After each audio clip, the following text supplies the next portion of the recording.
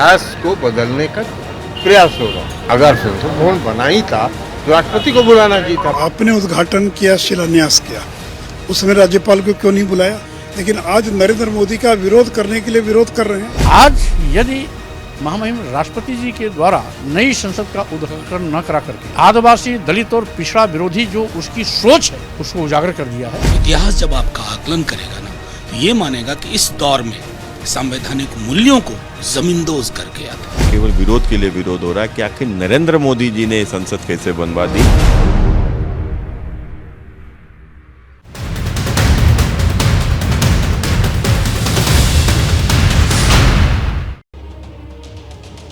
चलिए आदर्श खबरों के सिलसिले को शुरू कर देते हैं। इस वक्त एक बड़ी खबर आ रही है संसद भवन के उद्घाटन पर घमासान के बीच आज सुप्रीम कोर्ट में महत्वपूर्ण सुनवाई होनी है। देखिए, राष्ट्रपति से उद्घाटन कराने की मांग को लेकर कल एक पीआईएल दाखिल की गई थी और उसी पीआईएल पर आज महत्वपूर्ण सुनवाई होनी है। विकास, सबकी नजरें इस पर लगी रहेगी कि 12 बजे सुप्रीम कोर्ट में क्या होता है। बिल्कुल, देखिए पीआईएल में राष्ट्रपति से उद्घाटन कराने की मांग की गई है और इसी मांग पर आज इस याचिका पर सुप्रीम कोर्ट में सुनवाई होनी है। सभी की नजर इस पर होगी कि सुप्रीम कोर्ट की तरफ से क्या फैसला आता है। और दोपहर करीब 12 बजे सुप्रीम कोर्ट में यह अहम सुनवाई होनी है। आपको बता दें, संसद भवन के उद्घाटन को लेकर लगातार विपक्षी दलों की ओर से केंद्र सरकार पर निशाना साधा जा रहा है और सवाल तमाम खड़े किए जा रहे हैं, जिसको लेकर अब एक पीआईएल भी दाखिल की गई है। नई संसद में स्पीकर की सीट के पास सेंगोल भी रखा जाएगा। गृह मंत्री अमित शाह ने कहा था कि सेंगोल सत्ता के हस्तांतरण का प्रतीक रहा है। और अब सरकार के इस दावे पर कांग्रेस ने सवाल उठाया है। कांग्रेस के मुख्य प्रवक्ता जयराम रमेश ने कहा है कि सरकार का यह दावा सही नहीं है। ऐसा कोई दस्तावेज नहीं जो प्रमाणित करे कि यह राजदंड अंग्रेजों से भारत को सत्ता हस्तांतरण के प्रतीक के रूप में इस्तेमाल हुआ था या दिया गया था। यह बड़ा सवाल जयराम रमेश की तरफ से उठाया गया है। जयराम रमेश की तरफ से सवाल उठाया गया है कि जब 15 अगस्त 1947 की आधी रात को सत्ता हस्तांतरण हुआ था तब कोई भी सेंगोल जैसा सत्ता हस्तांतरण के प्रतीक के रूप में इस्तेमाल नहीं किया गया था। ऐसा कोई भी दस्तावेज उपलब्ध नहीं है। तो जयराम रमेश ने एक तरह से अब सेंगोल पर भी सवाल उठा दिए। तो पहले संसद भवन के उद्घाटन पर, उससे पहले संसद भवन के निर्माण पर और अब जो स्पीकर के बगल में सेंगोल धर्मदंड के रूप में स्थापित किया जाएगा उस पर भी सवाल उठा दिए। और देखिए, इस पर बात करने के लिए जो पूरा विवाद है, सुप्रीम कोर्ट में सुनवाई भी होनी है और अभी भी कांग्रेस पार्टी की तरफ से अब सेंगोल को लेकर सवाल उठाया गया। इस पर बात करने के लिए हमारे साथ तमाम खास मेहमान जुड़ गए हैं। हमारे साथ रामकृपाल सिंह जी जुड़ गए हैं, वरिष्ठ पत्रकार हैं, कपिल श्रीवास्तव प्रवक्ता समाजवादी पार्टी, राजीव जेटली बीजेपी के प्रवक्ता हैं आप, और सुजाता पॉल कांग्रेस पार्टी की प्रवक्ता हमारे साथ मौजूद हैं। आप सभी का बहुत बहुत स्वागत है। सबसे पहले रामकृपाल जी, मैं आपसे शुरुआत करूंगा इस चर्चा की। बीजेपी और कांग्रेस के पास भी जाऊंगा, लेकिन सबसे पहले आपसे समझना चाहूंगा जिस तरीके से ये पूरा विवाद बनाया जा रहा है, वजह क्या है इसकी? क्या सीधे तौर पर मोदी का नाम नहीं आना चाहिए या और क्या इसके पीछे की वजह आप देख रहे हैं? देखिए आदर्श जी, हकीकत तो यह है कि 2013, याद कीजिए 2013 में सबसे पहले जब मोदी का नाम लिया गया था कि शायद वो बीजेपी के कैंडिडेट हो सकते हैं प्रधानमंत्री के, तब एक आवाज़ उठी थी कि हमें बीजेपी मंजूर है लेकिन नरेंद्र मोदी नहीं। और सबसे पहले आवाज़ नीतीश कुमार की आई थी, उसके बाद मायावती जी का था। सेम चीज़ें आज 10 साल हो गया। ईमानदारी की बात यह है कि आप देखिए इस 10 वर्षों में कोई भी काम इस सरकार का रहा हो, हमेशा अपोजिशन ने उससे असहमति जाहिर की है। असहमति जाहिर करना अपनी सबका अधिकार है। और उसके बाद आज 26 मई को 9 साल हो गए। लेकिन वही मैं कह रहा हूँ कि राष्ट्रीय प्रतीकों के जब भी ऐसा मौका आता है तो ये अंध विरोध, मैं तो इसको अंध विरोध कहूँगा, कोई मतलब इसका नहीं था शुरू से। देखिए, जैसा कि अभी आपने कहा भी है कि हर कदम पर पार्लियामेंट बननी क्यों चाहिए, जबकि 2012 में खुद कांग्रेस के रिजीम में ही इस बात की बात हुई थी कि बननी चाहिए। तो आप देखिए एक निरंतरता उसमें है कि कोई भी चीज़ मोदी के किसी भी कदम पर अगर हम विरोध नहीं करेंगे तो लगता है कि लोकतंत्र खत्म हो जाएगा और ये हो जाएगा। बहुत कमज़ोर इशू है और इस कमज़ोर इशू पर देखिए क्लासेस बहस भले कर लें, लेकिन समाज में मासेस फैसला करती हैं, क्लासेस नहीं। हम एकेडमिक बहस कुछ भी कर लें, बता दें कि ऐसा है, संविधान है, कल को कोर्ट भी कहे, लेकिन आप मासेस में जाइए, ये हम- पॉलिटिक्स परसेप्शन से होती है। बिल्कुल, बिल्कुल। रामकृपाल जी जो बात कर रहे हैं, सुजाता पाल हैं कांग्रेस की प्रवक्ता, वो हमारे साथ जुड़ गए, उनका रुख कर लेते हैं। सुजाता पाल, पहले तो नई संसद के बनने का विरोध, जबकि मुख्य तौर पर कांग्रेस यूपीए सरकार के समय ही ये तय हुआ था कि नई संसद भवन बनाया जाएगा, फिर संसद भवन के उद्घाटन का विरोध, और अब जयराम रमेश ने यह भी कह दिया कि ऐसा कोई धर्मदंड या सेंगोल जैसी सत्ता हस्तांतरण के समय कोई प्रतीक ट्रांसफर ही नहीं किया गया। तो विरोध पर विरोध, विरोध पर विरोध, और कल के बाद ये विरोध खत्म हो जाना है आपका। नहीं, क्यों चाहते हैं आप कि विरोध ना हो? और अभी मैंने सुना आपके एक पैनलिस्ट को कमाल की बातें कर रहे थे। भाई सवाल तो ये उठता है कि संसद भवन का निर्माण हो चुका है, कोरोना के समय में इसका निर्माण शुरू किया गया, एक दलित राष्ट्रपति को भूमि पूजन में नहीं बुलाया गया क्योंकि भाजपा, इस बीच में क्यों बोलने की जरूरत है, मैंने तो आपके बीच में बोला नहीं। हंसी बहुत आ रही है, मुझे भी बड़ी हंसी आ रही थी आपकी बात को, क्योंकि आप भाजपा के प्रवक्ता ज्यादा लग रहे थे, क्योंकि ये बता रहे थे कि भाई क्लासेस डिसाइड करेंगे और मासेस नहीं करेंगे। तो भाई साहब बता देती हूँ, तमिलनाडु में बैठी हूँ, एक पोस्टर नहीं है उनके तख्ते के साथ। और सबसे बड़ी बात, एक दलित राष्ट्रपति को इसलिए नहीं आमंत्रित किया गया क्योंकि भाजपा दलित विरोधी है। पूजा में कैसे बैठा लेती, मंदिर में जाने नहीं दिया उनको, समझिए बात को। अरे नेशनल वॉर मेमोरियल जब उसका उद्घाटन हुआ, तब सुप्रीम कमांडर ऑफ फोर्सेस जो राष्ट्रपति होते हैं, तत्कालीन राष्ट्रपति को नहीं बुलाया गया, और अब द्रौपदी मुर्मू जी को नहीं बुलाया गया। एक महिला की लड़ाई बड़ी बड़ी कठिन होती है। जहां तक राष्ट्रपति द्रौपदी मुर्मू जी पहुंची है, इतनी कठिन वो लड़ाई रही होगी, और ये सब मानते हैं, भाजपा खुद मानती है, फिर भी उनका सम्मान नहीं। अरे उन्हें बुलाया तो जाना चाहिए था। और दूसरी बात, अगर एक को बुलाया जाता तो महिलाओं के लिए, अनुसूचित जनजाति जो मूल निवासी होते हैं किसी भी जगह के, और खास करके भारत के तो वही मूल निवासी है ना, उनको उनका नाम बदल देते हैं, सुजाता जी, जब राष्ट्रपति द्रौपदी मुर्मू को, सुन लीजिए, जब उनको उम्मीदवार बनाया गया था, तब क्या कांग्रेस पार्टी ने समर्थन किया था? तब भी वो दलित महिला थी, आदिवासी थी, आप लोगों ने समर्थन किया था जब उनको राष्ट्रपति का उम्मीदवार बनाया गया था? बड़ा अच्छा सवाल, बड़ा अच्छा सवाल है। आप जानते हैं कि यहाँ पर एक प्रक्रिया होती है किसी को चुनने के लिए, विरोध है तभी तो कठिन थी लड़ाई। और विरोध का मतलब ये नहीं कि जब वो राष्ट्रपति चुनी गई तो उनका मान सम्मान जो है हम कहीं कमी रखते हैं। आज अगर वो राष्ट्रपति है इस देश की, तो वो भाजपा की राष्ट्रपति नहीं है, जैसे प्रधानमंत्री नरेंद्र मोदी बन के रहना चाहते हैं। और ये लड़ाई मैं साफ कर दूं, ये मोदी जी से नहीं है, ये भाजपा और आरएसएस की उस विचारधारा से है जो एक राष्ट्र एक नेता चाहते हैं, और प्रधानमंत्री जो मैं, मेरा, मुझ में, मुझसे, उसके अलावा सोच नहीं पाते हैं। व्यक्तिवादी राजनीति की जब आप जो आरोप लगा रहे हैं, बीजेपी के प्रवक्ता राजीव जेटली हमारे साथ हैं, उनसे जवाब ले देते हैं। राजीव जेटली जी, तीखा हमला, सीधा हमला, बीजेपी, आरएसएस, मोदी, तीनों निशाने पर।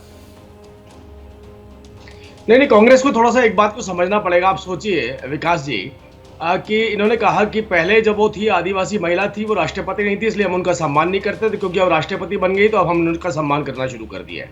मतलब देखिए, कांग्रेस की नज़र में अगर कोई आदमी पद पर बैठा तो ही उसको जाति और उसके धर्म के आधार पर जोड़ा जाता है, उससे पहले उसकी कोई अहमियत नहीं है। अगर वो नहीं थी तो क्या थी? एक छोटी सी औरत, गरीब औरत, दूर दराज के आदिवासी इलाकों में रहने वाली औरत। अरे ऐसी औरत को हम क्यों सम्मान देंगे? हम तो सम्मान उसको देते हैं जो पद पा लेता है। ये पहली सोच कांग्रेस की, यही बोला ना उन्होंने, पहले राष्ट्रपति नहीं थी, अब राष्ट्रपति बन गई है, इसलिए अब हमने मान लिया कि उनको सम्मान देना चाहिए। दूसरी बात, हमने तो कभी आपत्ति नहीं करी आपके वो जो कानपुर की झुग्गियां बसाई थी आपने रेलवे की पटरी के बाहर, हमने तो कभी आपत्ति नहीं करी। वो जो अवैध कॉलोनियां बसाई नेहरू जी के नाम पर, हमने तो नहीं कभी कहा आपसे मत बसाइए। राजीव गांधी जी के नाम पर बसाई, संजय गांधी जी के नाम पर बसाई, प्रियंका, अब तो राहुल गांधी जी के नाम पर भी कॉलोनियां बसनी शुरू हो गई है। जितनी अवैध कॉलोनियां जहां पानी नहीं होता, बिजली नहीं होता, वो आपने बनाई, हमने विरोध नहीं किया। लेकिन पहली बार अगर देश को एक नायाब चीज मिल रही है, बड़ी इमारत मिल रही है, और देश में जहां पर हमारी पार्लियामेंट, हमारे पार्लियामेंटेरियन बैठने वाले हैं, पूरा देश और दुनिया जाकर आकर के देखने वाली है कि भारत के जो प्रधानमंत्री या भारत की सरकार ने केवल अंग्रेजों पर डिपेंडेंसी नहीं रखी है, ये अपने आप में भी सक्षम थी, ये भी एक खूबसूरत चीज बना सकती थी जो इतिहास के पन्नों पर अपना नाम दर्ज करवाएगी। तो आपको आपत्ति किस बात पे हो रही है? देखिए हम आप फिर से आपको बोलते हैं, ठीक है, आप झुग्गियां बसाइए, गंदी गंदी झुग्गियां बसाइए, वहां पर लोगों को रखिए, डरा कर रखिए कि अगर कांग्रेस की सरकार चली गई थी बिजली कट जाएगी आपकी, पानी कट जाएगा आपका। तो आप ये सारे काम करते आ रहे हैं, हम तो आज भी इन्वाइट करते हैं, आप आइए, थोड़ी सी देखिए, देश की जनता देख रही है कि पहली बार इन्होंने हमेशा अंग्रेजों की बनाई हुई इमारतें देखी, मुगलों की बनाई हुई इमारतें देखी। भारत की सरकार ने अगर किसी इमारत को बनाया है तो आपको क्यों आपत्ति होती है इस बात पे? अगर आप नहीं जुड़ेंगे ना, कल देखिए देश की जनता आपको, ये इतिहास के पन्नों में लिखा जाएगा, इतिहास के पन्ने में, कि कांग्रेस पहली बार अगर बेहतर चीज भारत के अंदर बनी थी तो उसका विरोध करने वाली कौन सी पार्टी थी? वो कांग्रेस पार्टी थी। देखिए शर्म, थोड़ी सी शर्म होनी चाहिए। आप कहिए हमारे को आपसे आपत्ति है, हम देश के प्रधानमंत्री नरेंद्र मोदी जी को पसंद नहीं करते हैं, दुनिया करती है वो अलग बात है, भारत की जनता करती है वो अलग बात है, लेकिन हमारी पार्टी नहीं करती है उनको पसंद, क्योंकि हम उनको पसंद नहीं करते हैं। इसलिए हम चाहते हैं कि पार्लियामेंट का इनॉग्रेशन उनके हाथ से नहीं होना चाहिए। तो ये आपकी सोच है, इस सोच को तो जवाब ले लेते हैं, जवाब ले लेते हैं राजीव जी। सुजाता जी जल्दी जवाब दीजिए, फिर समाजवादी पार्टी के प्रवक्ता भी हमारे साथ जुड़े हुए, उनके पास भी जाऊंगा। आपका जवाब पहले। जी जी, मैं बिल्कुल बहुत जल्दी से, बहुत जल्दी। अरे राष्ट्रपति का पहले भी सम्मान एक महिला के तौर पे, एक आदिवासी महिला, अपने प्रतिद्वंदी से हम नफरत नहीं करते। इसलिए कैसा तर्क और कुतर्क देते रहते हैं भाजपा के प्रवक्ता, क्योंकि इनके पास कुछ है नहीं। इतिहास में चले जाते, बीच में मत बोलिए। राहुल गांधी, सोनिया गांधी, आपका खाना नहीं हजम होगा राहुल गांधी का नाम लिए बिना और जवाहरलाल नेहरू का। और मैं आपको बता दूं, हमने विरोध नहीं किया, आपने कहा पहले, तो आप थे कहाँ? आपका तो जन्म ही नहीं हुआ था तब तक, तो आप विरोध रंजीत जी एक बार सुजाता जी को अपनी बात कह लेने दीजिए, उसके बाद आप अपनी बात रखिएगा। और मोदी का विरोध नहीं हो रहा, आपकी विचारधारा का विरोध है। अरे सुनिए, पहला तर्क आपका ये, सुनिए पहला तर्क आपका ये बात बार बार बोल रहे हैं। आप बोलती है, नहीं आप बताइए क्या आप कह रहे हैं? राजीव जी, सुजाता जी, राजीव जी एक बार उनको बोल लेने दीजिए, उनको अपनी बात रख लेने दीजिए, फिर मैं आपको जवाब देने का वक्त दूंगा। राजीव जेटली, एक बार सुजाता जी की बात सुन लीजिए, फिर मैं आपको जवाब देने का वक्त दूंगा, क्योंकि आप दोनों एक साथ बोलेंगे तो वो आवाज क्लियर नहीं होगी, बात क्लियर नहीं होगी। सुजाता जी देखिए, राष्ट्रपति का जब चुनाव होता है एक प्रक्रिया है, और अगर हमारी लड़ाई होती है किसी से तो वो एक प्रतिद्वंदिता होती है, उसमें नफरत नहीं आ जाती। मगर भाजपा क्या करे, यही इनकी विचारधारा, इन्होंने बता दिया कि ये नफरत करते हैं अपने प्रतिद्वंदियों से, ये चुनाव नहीं लड़ते, ये नफरत की लड़ाई लड़ते हैं। और जेटली जी ने इस बात को साफ कर दिया। इतिहास में इसलिए जाते हैं क्योंकि इनके पास तर्क। जवाब ले लेने दीजिए मुझे राजीव जेटली से, उसके बाद मैं जल्दी से जाऊंगा समाजवादी पार्टी के प्रवक्ता। बहुत देर से आप दोनों के चक्कर में इंतजार कर रहे हैं। राजीव जेटली, निर्भर आप थे। मैं छोटी सी बात बोलना चाहता हूँ, पहले इन्होंने कहा कि वो राष्ट्रपति नहीं थी इसलिए हम उनका सम्मान नहीं करते थे। अब चलो मैं मान लेता हूँ कि वो राष्ट्रपति जब बन गई थी, उसके बाद कितनी बार आप उनके एड्रेस में बैठे? आपने हमेशा बाइकआउट किया। आप ही ने कहा था ना, अधीर रंजन चौधरी जी पहले व्यक्ति थे ना अजय कुमार के साथ जो बोलने वाले थे, राष्ट्रपति के ऊपर उंगली उठाने वाले। माफी किसने मांगी थी? आप ही लोगों ने मांगी थी ना। कांग्रेस पार्टी के जो सबसे बड़े लीडर, जिसको आपने ऑपोजिशन लीडर, अगर उनके मुंह से निकला, उन्होंने इस बात को साफ किया, और मोदी का विरोध नहीं हो रहा, आपकी विचारधारा का विरोध हो रहा है, क्योंकि आप एक व्यक्तिवादी राजनीति कर रहे हैं। पार्लियामेंट में भागीदारी, लोकतंत्र को बनाए रखिए। राजीव जी, सुजाता जी, आप दोनों को रोक रहे हैं। समाजवादी पार्टी के प्रवक्ता कपिल श्रीवास्तव, उनके पास चलते हैं। कपिल श्रीवास्तव जी, आप लोगों ने गोलबंदी की, विपक्ष को इकट्ठा किया, संसद का विरोध, नई संसद के उद्घाटन का विरोध, लेकिन आप लोग तो घटके 21 ही रह गए, सरकार के समर्थन में 25 दल खड़े। देखिए, बात दल की नहीं है, जहां बात देश की हो और देश के अंदर एक प्रोटोकॉल की हो, माननीय राष्ट्रीय अध्यक्ष जी के सम्मान के लिए हो, तो समाजवादी पार्टी वहीं खड़ी है। मैं तो आपको एक बात कह रहा हूं कि अगर जंगल में आग लगेगी और चोंच से भी कोई चिड़िया अगर बारिश करेगी तो यह माना जाएगा कि उसने प्रयास किया था।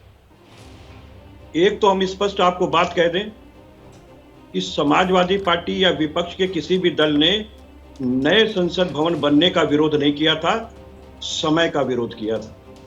और समय का विरोध उस हवाई जहाज को भी खरीदने के लिए किया गया था जिस पे प्रधानमंत्री जी 8,000 करोड़ रुपए कोरोना काल में लगाए थे और 23,000 करोड़ रुपए इसमें। ये एक समय का विरोध था, क्योंकि उस समय कोरोना काल से हम गुजर रहे थे मेडिकल जिस तरीके से चीजें लोगों को ऑक्सीजन तक प्राप्त नहीं हो रही थी, तो लगातार मुतरतर जो है मौतें हो रही थी, उस वजह से आदमी ने किया था, वो समय का था। अब मैं दूसरी चीज कह रहा हूं, क्या भूमि पूजन जब हुआ, प्रधानमंत्री जी ने शिलान्यास किया, किसी ने विरोध किया? भाई हमारे रामकृपाल सिंह जी ने कहा कि मोदी जी का विरोध शुरू से होता आया है। मोदी जी जब कभी पहली बार प्रधानमंत्री बने तो उनका विरोध तो आडवाणी जी ने किया था, सुषमा स्वराज जी ने किया था, तमाम अन्य नेताओं ने किया था। मान मनोवल और रोने की प्रथाएं भी आपके यहाँ देखी गई थी, तो वो समाजवादी पार्टी या विपक्ष के लोगों ने नहीं किया था। हाँ, देश के विरुद्ध अगर कोई नीतियां होगी तो एक विपक्षी दल होने के नाते आईना दिखाना हमें सरकार को काम है। ठीक है, उद्घाटन देश के विरुद्ध कैसे हो गया सर?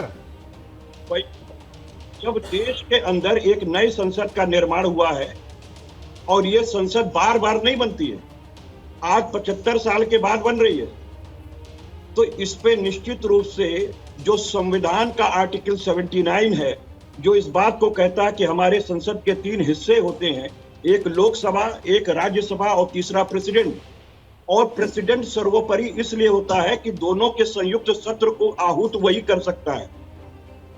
तो हम तो सीधे ये कह रहे कि उनसे क्यों नहीं होना चाहिए। मेरा प्रश्न ये है कि उनसे क्यों नहीं होना चाहिए, इनसे क्यों होना चाहिए, जबकि ये शिलान्यास कर चुके हैं। अगर राष्ट्रपति जो है वो राष्ट्र को समर्पित करेंगी तो एक राष्ट्राध्यक्ष है, इस देश की प्रथम नागरिक हैं, हेड ऑफ कॉन्स्टिट्यूशन भी है। तो आप मुझे बताइए कि क्यों नहीं होना चाहिए। राजीव जेटली, प्रधानमंत्री जी को ही क्यों करना चाहिए, क्यों नहीं होना चाहिए बताइए। समाजवादी पार्टी अब सवाल उठा रही है।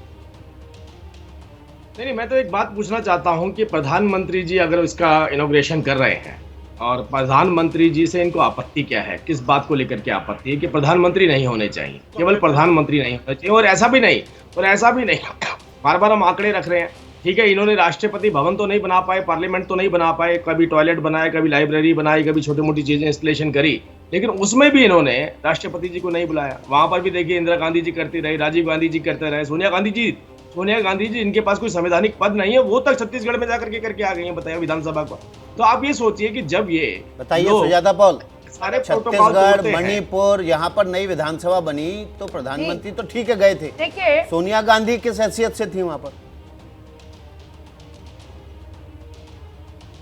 देखिए, यही तो कमाल है भाजपा का कि जो कांग्रेस का ये तर्क दे देते हैं, ये उसको जस्टिफाई करने के लिए करते हैं कि उन्होंने किया ये इसलिए हम कर रहे हैं वो, जबकि दोनों में कोई कनेक्शन नहीं है।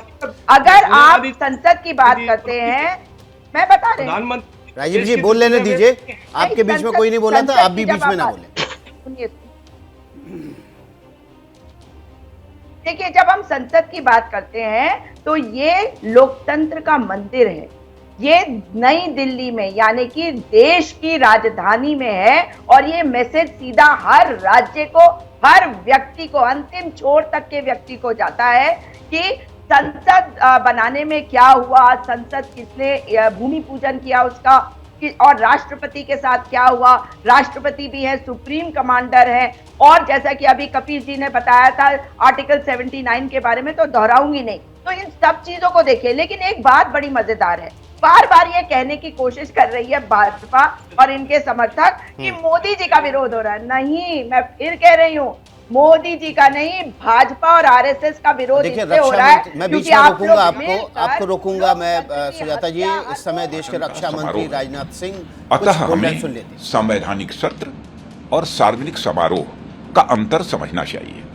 राजनीतिक विरोध के अनेक अवसर आते जाते रहेंगे, और मैं यही आग्रह करूंगा कि जिन दलों ने समारोह के बहिष्कार का निर्णय लिया है, वे अपने फैसले पर राजनीतिक लाभ हानि से परे जाकर वह पुनर्विचार करें और इस समारोह में भाग लेकर ऐतिहासिक क्षण के वह साक्षी बने।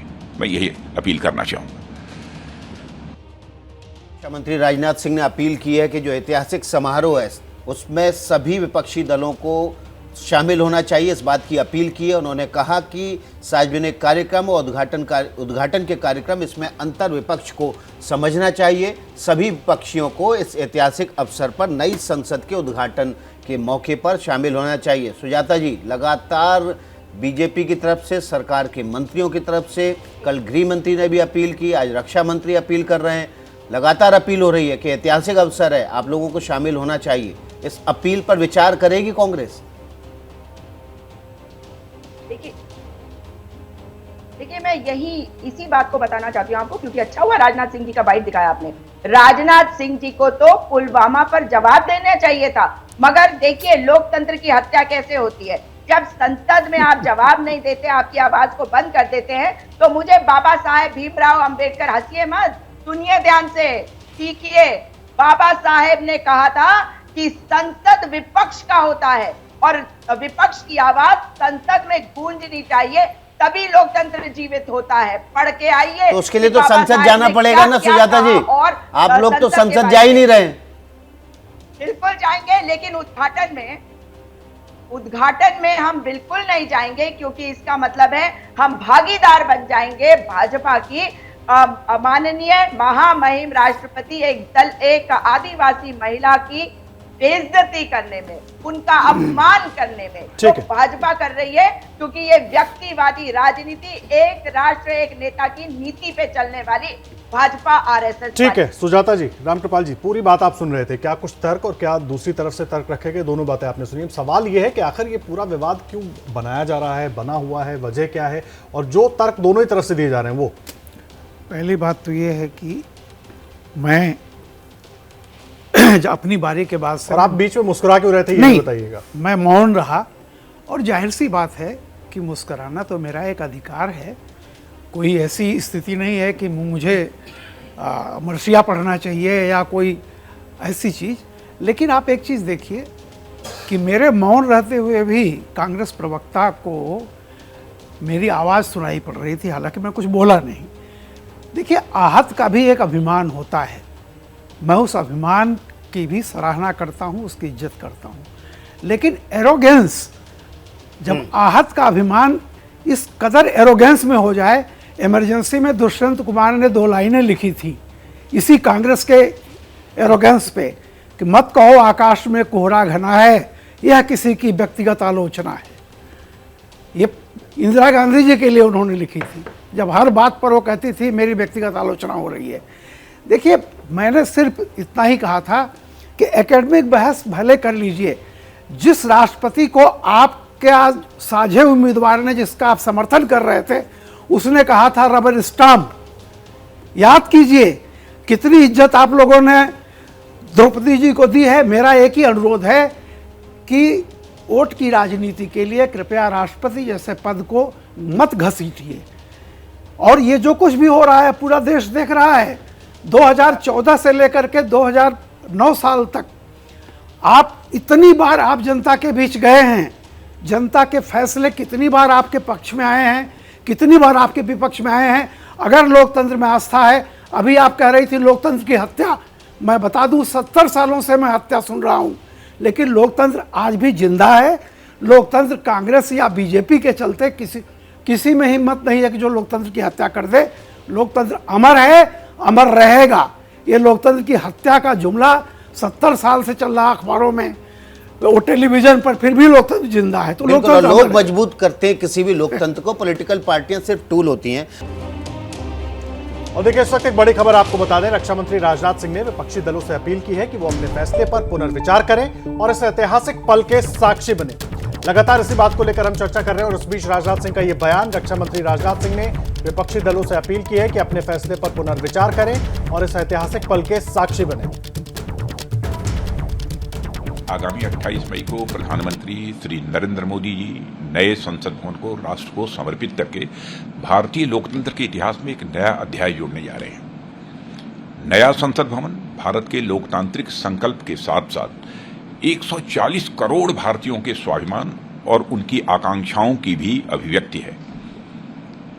संसद भवन का उद्घाटन एक ऐतिहासिक अवसर है जो अब 21वीं सदी में दोबारा नहीं आने वाला है और इस शुभ अवसर पर संसद या राष्ट्रपति को विवाद में लाने से किसी को भी बचना चाहिए। तकनीकी दृष्टि से यह संसद का कोई सत्र नहीं बुलाया गया है, यह तो संसद भवन के उद्घाटन का समारोह है। अतः हमें संवैधानिक सत्र और सार्वजनिक समारोह का अंतर समझना चाहिए। राजनीतिक विरोध के अनेक अवसर आते जाते रहेंगे और मैं यही आग्रह करूंगा कि जिन दलों ने समारोह के बहिष्कार का निर्णय लिया है वे अपने फैसले पर राजनीतिक लाभ हानि से परे जाकर वह पुनर्विचार करें और इस समारोह में भाग लेकर ऐतिहासिक क्षण के वह साक्षी बने। मैं यही अपील करना चाहूँगा। तो आपने सुना होगा सुजाता पॉल, रक्षा मंत्री क्या कह रहे हैं। संसद का सत्र नहीं है कि राष्ट्रपति को बुलाया जाए, राष्ट्रपति की अपनी गरिमा है, उसको आप राजनीति में ना घसीटें।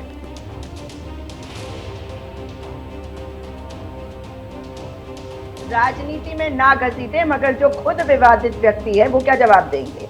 मैं फिर कहती हूँ कि रबर स्टैंप की कोई बात कर रहा था ना कि क्यों कहा रबर स्टैंप। हमने तो रबर स्टैंप इनको तब कहा था जब ये चुनी नहीं गई थी। चुनने जाने के बाद इनके अपने नेता जिनको इन्होंने बनाया था, राज्यपाल बनाया था जम्मू कश्मीर का, सतपाल मलिक जी ने क्या कहा कि ये इनसे परमिशन ली जाती है पीएमओ से अगर राष्ट्रपति जी से मिलना हो, उनकी अप्रूवल होनी चाहिए अगर राष्ट्रपति जी से मिलना हो। रबर स्टैंप तो ये बना रहे हैं। चलिए इनको छोड़ दीजिए, आप मुझे बताइए इनके मार्गदर्शक मंडली के जो चीफ हैं अडवाणी जी, उनको बुलाया है? नहीं बुलाया, क्योंकि केवल राजीव जेटली आप जवाब देंगे? आने दल की नीति है। जब हम बात करते हैं लोकतंत्र सुजाता जी आपकी बात हो गई पूरी। राजीव जेटली जी को बोल लेने दीजिए, समय बहुत कम है, छोटा छोटा बोल की राजीव जी बात। नहीं, मैं देखिए इनको एक ही दिक्कत है कि जो है ना, ये देश का गरीब पिछड़ा हुआ, देश के गरीब प्रधानमंत्री जो गरीब हुआ करते थे, गरीब आदमी इतने बड़े पद पर और हमारी पार्लियामेंट का इनॉग्रेशन करेगा। इतना छोटा व्यक्ति जिसको ओबीसी समाज से आता है, गरीब है, वो पार्लियामेंट का इनॉग्रेशन करेगा। हमारा नाम कैसे नहीं छपेगा उसके ऊपर। और इन्होंने थोड़ी देर पहले कहा कि पार्लियामेंट तो जो होता है ना, वो मंदिर होता है लोकतंत्र का। अरे तो विधानसभा मस्जिद होती है क्या लोकतंत्र की, जहाँ सोनिया गांधी जी को भेज दिया था आपने? आपसे प्रश्न पूछा ना विकास जी ने अभी कि आप बताइए सोनिया गांधी कैसे कर सकती हैं? मतलब मस्जिद का इनॉग्रेशन सोनिया गांधी कर सकती है, मंदिर का इनॉग्रेशन जो है प्रधानमंत्री ने किया। विधानसभा को मस्जिद मानते हैं क्या आप? सुजाता जी बीच में मत बोलिए, राजीव जेटली को अपनी बात पूरी कर लेने दीजिए। उन्होंने भी आपके बीच में टोका टोकी नहीं की थी। देखिए मैं आपसे कह रहा हूँ, हाथ जोड़ के आपसे विनती आग्रह, हमारे सारे केंद्रीय मंत्री, देश के प्रबुद्ध जो पदों पर बैठे व्यक्ति कह रहे हैं कि आप आइए, प्लीज ज्वाइन करिए हमारे को, पार्लियामेंट का इनॉग्रेशन है, इसका हिस्सा बनिए। इतिहास के पन्नों में आपके नाम पर एक काला अध्याय लिखा जाएगा। कांग्रेस पार्टी, इस देश की सरकार, इस देश के प्रधानमंत्री, ठीक है राजीव जेटली, एक बार कपिल श्रीवास्तव के पास चलते हैं, उनसे जवाब ले लेते हैं। राजीव जेटली बोल रहे हैं कि दलित के बजाय पिछड़े, गरीब, शोषित वर्ग से आने वाले प्रधानमंत्री संसद का उद्घाटन कैसे कर दें, इसका दुख है कांग्रेस को, विपक्ष को। सबसे पहले तो हम अपने मित्र से ये कहेंगे कि जो मैंने प्रश्न के क्वेरीज की थी, उन्होंने उस पर कामाबाई फुल स्टॉप कुछ नहीं कहा कि आखिर राष्ट्रपति जी को क्यों नहीं करना चाहिए। मैंने दूसरी चीज आपको कही कि चूंकि मोदी सरकार में ये नीति बनी और ये संसद बन रहा है, आपने शिलान्यास किया, आपका कोई विरोध नहीं है, वो भी आपके पटल पर लिखा जाएगा। लेकिन जो आज आप राष्ट्रपति जी के हक की हकमारी कर रहे हैं वो उचित नहीं है और प्रोपेगेंडा उल्टा कर रहे हैं। अरे भाई, मैं तो ये कह रहा हूं कि नरेंद्र मोदी जी ने सबसे पहला हकमारी पिछड़ों का किया, क्योंकि 2004 में उन्होंने अपनी जाति को पिछड़े में घोषित कराया। दूसरा, उन्होंने विदेश मंत्री का हक मार दिया, 220 से ज्यादा देश वो स्वयं घूमे। उसके बाद रेलवे मंत्रालय का मार दिया। जितने रेल के उद्घाटन हो रहे हैं वंदे भारत का, वही कर रहे हैं। ठीक है कपिल श्रीवास्तव, आप डिबेट को किसी और डायरेक्शन में ले जा रहे हैं। सुजाता पॉल आपके पास आएंगे, उसके बाद रामकृपाल सिंह के पास। क्या गरीब, पिछड़े, शोषित वर्ग से आने वाले नरेंद्र मोदी उद्घाटन कर दें, ये दुखती रग है कांग्रेस की? अरे कैसी बात कर रहे हैं आप, ये तो सम्मान की बात है कि देश का कोई भी व्यक्ति प्रधानमंत्री बन सकता है हमारे देश का। लेकिन भारत देश का प्रधानमंत्री जब आप बात करते हैं ना, तो आप उसको गरीब, शोषित, वंचित नहीं, आप कहते हैं कि वो गरीब था मगर आज देश का प्रधानमंत्री है। बार बार उनको गरीब कहना, वो भी 9 साल के बाद, ये शर्मनाक है। क्योंकि जो गरीब है उसका इंस्पिरेशन एक गरीब तब बनता है जब वो गरीब को आप सशक्त होकर दिखाते हैं, मगर भाजपा नहीं दिखा पाती। और जो महिला है, जो आदिवासी महिला है, उनको क्यों नहीं लाते? एक शोषित वंचित समाज की महिला राष्ट्रपति है, उनका सम्मान नहीं करेंगे। आप महिला विरोधी है, आप दलित विरोधी है, आप आदिवासी विरोधी है, आप इस देश के लोग। ठीक है सुजाता पाल जी, आप थोड़ा सा इंतजार कीजिए, ज्वाइंट सेशन होगा और उसमें राष्ट्रपति की गरिमा और महिमा सरकार कैसे स्थापित करेगी ये भी आपको देखना होगा और देखेंगे आप। रामकृपाल सिंह, आपसे एक आखिरी कमेंट।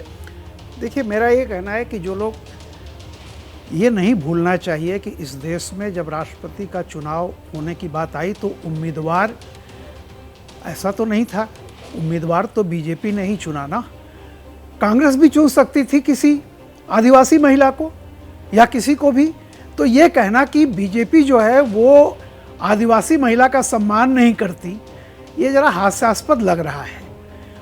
और मैं तो सिर्फ इतना ही कह रहा हूँ, जैसा आपने कहा कि उनके चुने जाने के पहले हमने रबर स्टाम्प कहा था। रबर स्टाम्प का मतलब ये कहने का था कि ये राष्ट्रपति बन करके कुछ नहीं करेंगी, जैसा सरकार चाहेगी वही करेंगी, ये बात थी। रबर स्टाम्प का मतलब यही होता है। उसके पहले तो वो मतलब उम्मीदवार थी। तो देखिए, ये कहना, मेरा ये मानना है कि देखिए, ये जो है जनता, आप ठीक है, आपका तर्क अपनी जगह सही हो सकता है, मैं ये नहीं कहता, लेकिन मैं हमेशा कहता हूं कि असलियत और देखिए अवधारणा में अवधारणा बहुत मजबूत होती है। अवधारणा राष्ट्रपति जी को क्यों नहीं करना चाहिए, सिर्फ ये बता दीजिए। नहीं, मैं कहाँ कह रहा हूँ क्यों नहीं, ये तो एक आम आदमी भी जाके कर सकता है। सवाल ओम बिरला जी ने नहीं, राष्ट्रपति जी को क्यों नहीं करना? मेरी एक बात, जब शिलान्यास इन्होंने कर लिया, मान्यवर, मेरी एक बात, तो देश के पार्लियामेंट का हो रहा है, एक बात, अध्यक्ष का जाएगा तो देश का विदेशों में नाम होगा। भैया एक बात सुन लें, आखिर प्रधानमंत्री जी अपना ही सिर्फ नाम चाहते हैं। आप ये ओम बिरला जी से पूछिए, राष्ट्र की नहीं है, भारत की राष्ट्रपति नहीं है, वो पाकिस्तान की समय की कमी है। आप जब बोल रहे थे किसी ने बीच में टोका टाकी नहीं की, आप भी मत करिए। नहीं जा रहे हैं। रामकृपाल जी बहुत वरिष्ठ पत्रकार हैं, उनको निमंत्रण दिया है। अगर आपको कहीं सवाल उठाना है तो इस पे उठाइए ना कि ओम बिरला जी ने नरेंद्र मोदी जी को क्यों निमंत्रण दिया, उनसे कहिए। वो अपने आप तो जान ही रहे हैं। अब आप ये कहेंगे कि इसमें सरकार की मिली भगत है, वो मैं नहीं जानता, लेकिन एक प्रोटोकॉल होता है। लोकसभा स्पीकर खुद ओवैसी ने कहा इस बात को, लोकसभा का स्पीकर जो होता है वो सब कुछ होता है। लोकसभा एक हिस्सा है, पार्लियामेंट दो हिस्से तो नहीं है। लोकसभा नहीं है, पार्लियामेंट का एक हिस्से की बात कर रहे हैं आप, दो हिस्से की बात क्यों नहीं है? उसको तीन हिस्से होते हैं ना। आप पूछ लीजिए ना ओम बिरला जी से, मैं सिर्फ आपसे ओम बिरला जी से पूछिए ना। ऐसा तो नहीं है कि मोदी जी खुद जाकर के कर रहे हो। दूसरा आप उस पर सवाल उठाइए। प्रेसिडेंट है, ये दो तो नहीं है उनके साथ, ये मुझे बता दीजिए।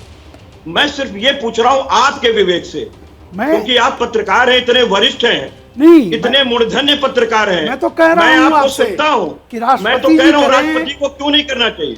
मैं कहाँ कह रहा हूं नहीं करना चाहिए, लेकिन मैं कह रहा हूं कि एक निमंत्रण पत्र जो बिरला जी ने भेजा है उससे कोई मतलब नहीं है। अरे उससे कोई मतलब नहीं है। मैं ये पूछ रहा हूं तो ये तो गलत हो रहा है ना। खैर, जब आप कह रहे हैं ठीक है, इस निमंत्रण पत्र का कोई मतलब नहीं है तो फिर क्या मतलब है? वो बिरला जी कौन है? नहीं, आपका कहना यह है कि प्रधानमंत्री ठीक है, मैं तो साफ ये कह रहा हूं कि राष्ट्रपति को क्यों नहीं करना चाहिए, जब इसका शिलान्यास प्रधानमंत्री जी कर चुके हैं। मैं ये कह रहा हूं शिलान्यास प्रधानमंत्री जी कर चुके हैं। ठीक है, राजीव जेटली एक लाइन में जवाब दे दीजिए, उससे ज्यादा वक्त नहीं है। एक लाइन में जवाब दे दीजिए। कपिल श्रीवास्तव और सुजाता जी दोनों सवाल पूछ रहे हैं क्यों नहीं करना चाहिए राष्ट्रपति को, एक लाइन में। हाथ जोड़ के विनती है, पार्लियामेंट के अंदर आए, इनॉग्रेशन का हिस्सा बने, पार्लियामेंट के अंदर इनका स्वागत है। फिर से मैं बोलूंगा ये मंदिर है, इसको मंदिर की तरह पूजें। मंदिर के अंदर हर कोई आदमी आ सकता है, आस्था प्रकट कर सकता है। ये लोकतंत्र का मंदिर है। मंदिर का देवता है, उसको बैठाइए। इसी के अंदर पुजारी को देवता ना बनाइए। अब आप ये ठीक है, चलिए, आप लोग अपने अपने तर्क लगातार रखते रहेंगे, लेकिन सवाल बड़ा ये है कि जिस तरीके से ये विवाद हो रहा है और संसद का उद्घाटन कल होना है, उसको लेकर ये विवाद अब भी कितना जायज है, क्योंकि कल ही उद्घाटन होना है, विकास अब बहुत समय नहीं है। बड़ी खबर आ रही है, नई संसद में सेंगोल की स्थापना और उसकी अहमियत को लेकर राजनीति गर्म है। और देखिए, अब सरकार के सूत्रों के हवाले से खबर यह है कि तमिल धार्मिक साहित्य से जुड़े वो दस्तावेज सामने आए हैं जिसमें इस बात का जिक्र है कि सेंगोल जवाहरलाल नेहरू को अंग्रेजों से सत्ता हस्तांतरण के प्रतीक के तौर पर दिया गया था। ये बड़ा अपडेट इस वक्त हम आपको दे रहे हैं क्योंकि कुछ देर पहले जयराम रमेश ने इसी बात को लेकर हमला भी किया था। बिल्कुल, जयराम रमेश ने कहा था कि इस बात के कोई सबूत नहीं है, साक्ष्य नहीं है कि सेंगोल उस समय सत्ता हस्तांतरण के प्रतीक के तौर पर दिया गया था। लेकिन अब खबर आ रही सरकार के सूत्रों के हवाले से ये खबर कि तमिल धार्मिक साहित्य में इस बात का जिक्र है कि 14-15 अगस्त 1947 की मध्य रात को जब सत्ता हस्तांतरण ब्रिटिशर्स ने भारत को किया था, उस समय सेंगोल प्रतीक के तौर पर जवाहरलाल नेहरू को अंग्रेजों ने दिया था। और देखिए, इसी को लेकर लगातार कांग्रेस सवाल उठा रही थी। खुद जयराम रमेश जो हैं वो इस पर सवाल उठा रहे थे, लेकिन अब ये दावा किया गया, जो दस्तावेज मिले हैं, जिन दस्तावेजों के आधार पर ये दावा किया जा रहा है, तमिल धार्मिक साहित्य से जुड़े वो दस्तावेज सामने आए हैं जिसमें इस बात का जिक्र है पूरे तौर पर कि सेंगोल जवाहरलाल नेहरू को अंग्रेजों से सत्ता हस्तांतरण के प्रतीक के तौर पर दिया गया था। और बिल्कुल देखिए आदर्श, उस समय जब ये सत्ता हस्तांतरण हुआ था तो उस समय टाइम मैगजीन छपा करती थी और इस टाइम मैगजीन में भी इस बात का जिक्र है कि जब 14-15 अगस्त 1947 की मध्य रात्र को सत्ता हस्तांतरण हुआ तो उसमें क्या रिचुअल थे और उस रिचुअल में सेंगोल का भी इस्तेमाल, इस सेंगोल का सत्ता हस्तांतरण के तौर पर इस्तेमाल किया गया। और देखिए, इस वक्त की बड़ी खबर आपको बता दें, संसद के उद्घाटन पर घमासान को लेकर अब संजय राउत का बयान सामने आया है। संजय राउत ने कहा है कि विपक्ष का विरोध देश के सम्मान के लिए। क्या ये बीजेपी का कार्यक्रम है? इस बारे में बीजेपी को जवाब देना चाहिए। संजय राउत ने आगे कहा है कि कम से कम राष्ट्रपति जी को कार्यक्रम में आमंत्रित तो कीजिए। क्या कुछ कहा है संजय राउत ने, सुनवाते हैं आप। प्रधानमंत्री जी नए संसद भवन का उद्घाटन करते हैं, अपने अधिकार में करेंगे। लोकसभा के अध्यक्ष ने उन्हें इनवाइट किया है, लेकिन अगर आप निमंत्रण पत्रिका देखें, अगर आप कार्य देखें, तो संविधान के दूसरे नंबर के जो नेता होते हैं उपराष्ट्रपति, उनका भी नाम नहीं है। राष्ट्रपति तो है ही नहीं। अरे भाई, राष्ट्रपति को निमंत्रण तो दीजिए। बात यहां अटकी। आपने खबर देखी किस तरह से संसद भवन के उद्घाटन पर अब विपक्ष जो है अपने बार बार अलग अलग तरीके से तर्क गढ़कर सरकार को झुकाने की मुहिम में जुटा हुआ है।